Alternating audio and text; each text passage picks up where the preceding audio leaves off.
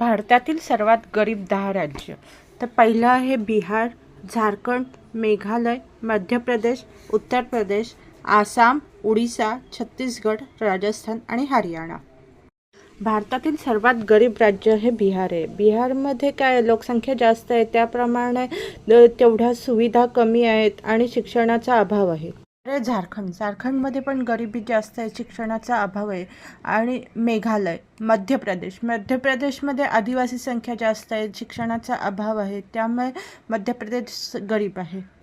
उत्तर प्रदेश हा तर सगळ्यात मोठं राज्य आहे, पण तिथे लोकसंख्या जास्त आहे आणि तेवढ्या लोकसंख्येला सरकारी योजना कमी आहेत आणि शिक्षणाचा अभाव आहे.